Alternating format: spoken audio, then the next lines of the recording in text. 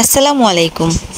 কোনো একটা বিয়ের ইনভাইটেশন পাওয়ার পর মেয়েরা শপিং করবে না, এটা বোধহয় কখনোই পসিবল হয় না। আমার ক্ষেত্রে তার ব্যতিক্রম ঘটেনি। তবে আমি কোনো ড্রেস কিনতে যাইনি। আমি গিয়েছিলাম বোরখা কিনতে।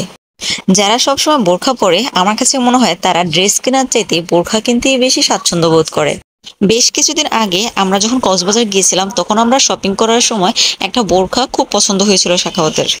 বিয়েতে যাওয়ার জন্য আমরা সেই বোরখাটাই খুঁজছিলাম, কিন্তু সেই বোরখাটা সেল হয়ে যাওয়ার কারণে আর পাচ্ছিলাম না। অনেকক্ষণ ঘোরাঘুরি করার পরও আমি আমার সেই বোরখাটা খুঁজে পাচ্ছিলাম না কোনো দোকানেই।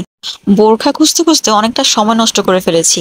এরপর আমরা সাফকাতে শপিং করতে বেবি শপগুলোতে গেলাম। ও হ্যাঁ, কোথায় গিয়েছি সেটা তো বলিনি। আমরা জুরান মার্কেটে গিয়েছিলাম। আমার বাসার কাছে জুরান হওয়াতে আমার যখনই যেটা প্রয়োজন হয় টুকটাক সবকিছু আমি জুরান থেকে কিনে নিতে পারি। ইয়েলো কালারের একটা শার্ট সাখাওয়াত সাফকাতের জন্য পছন্দ করলো। দামাদামি করে শেষমেশ আমরা এই শার্টটা সাফকাতের জন্য নিয়ে নিলাম। জিন্স প্যান্ট সাখাওয়াতের খুব পছন্দ, আর সাখাওয়াত চায় সাফকাতকেও জিন্স প্যান্ট পরাবে। আর তাই আমরা এখন জিন্স প্যান্টের দোকানে গেলাম। এখানে এসে কিছু গার্লস কালেকশন দেখে আমার খুব ভালো লাগছিল। আমার বোনের মেয়ের জন্য দেখছিলাম, আর সাখাওয়াতের নাকি পছন্দ হচ্ছিল না এগুলো। পরে আমরা একটা জিন্স প্যান্ট নিয়ে নিলাম সাফকাতের জন্য। তখন ঘড়িতে সময় 7টা।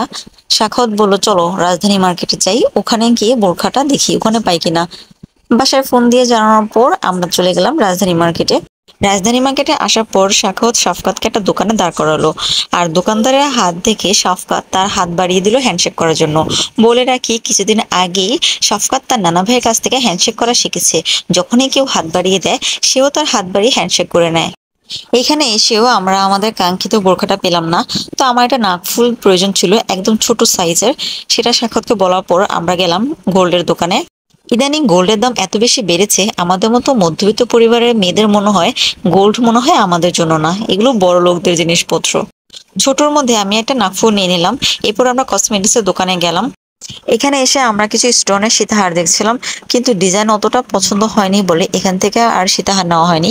এমনিতে কিছু টুকটাক কসমেটিক্স নিয়ে আমরা বাসায় চলে আসি।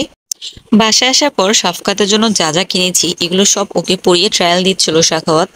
তখন রাতের বাজে প্রায় 1টা। সাফকাতকে রেডি করিয়ে ওর বাবা তার দাদা দাদির রুমে নিয়ে যাচ্ছিল তাদেরকে দেখানোর জন্য।